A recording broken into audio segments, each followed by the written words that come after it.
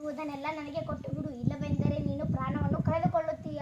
ನನ್ನ ಬಳಿ ವೀಣೆ ಮತ್ತು ತೊಟ್ಟ ವಸ್ತ್ರವನ್ನು ಬಿಟ್ಟು ಏನೂ ಇಲ್ಲ. ಬೇಕಿದ್ದರೆ ನೀನು ಅದನ್ನೇ ತೆಗೆದುಕೊಳ್ಳಬಹುದು.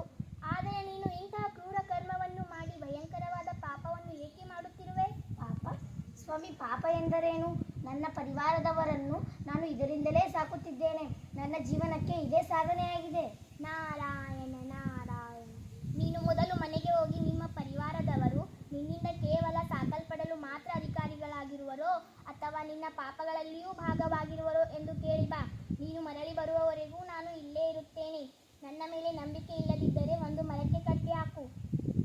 ಕಟ್ಟಿ ಹಾಕುವುದೇ ಸರಿ. ನನ್ನ ಮನೆಯವರು ನನ್ನ ಪಾಪದಲ್ಲಿ ಪಾಲರಾಗುತ್ತಾರೆ.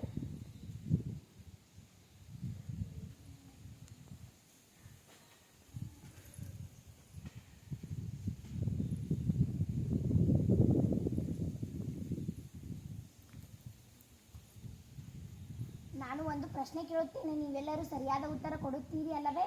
ಹೇಳಿ ಸ್ವಾಮಿ. ನೀವು ನನ್ನ ಪಾಪದಲ್ಲಿ ಪಾಲುದಾರರೋ ಅಥವಾ ನನ್ನ ಸಂಪತ್ತಿಗೆ ಹಕ್ಕುದಾರರೋ? ಒಡಲ ಹೊರುವುದು ಗೊತ್ತು, ಪಾಪ ನಿಮ್ಮ ಸೊತ್ತು. ನೀವು ಯಾವ ರೀತಿ ಧನವನ್ನು ತರುವೆಯೋ ಅದು ನಿನಗೇ ಗೊತ್ತು. ನಾವು ಹೇಗೆ ತಾನೇ ನಿನ್ನ ಪಾಪದಲ್ಲಿ ಪಾಲುದಾರರಾದೆವು?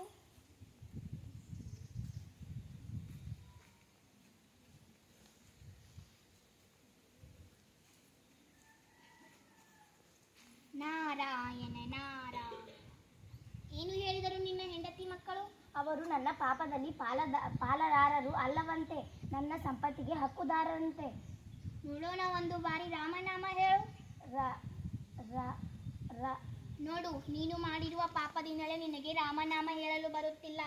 ನಾನು ಒಂದು ರೀತಿ ನಿನಗೆ ರಾಮನಾಮ ಹೇಳಿಕೊಡುತ್ತೇನೆ. ಮರ ಮರ ಎಂದು ಜಪಿಸು.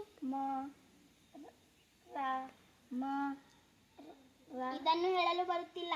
ಆ ಮರ, ಆ ಮರ, ಈ ಮರ, ಈ ಮರ, ಮರ ಮರ ಮರ ಮರ ಮರ ಮರ ಮರ. ನೋಡು, ನಿನಗೆ ಮರ ರಾಮ ರಾಮ ಎನ್ನಲು ಬರುತ್ತದೆ.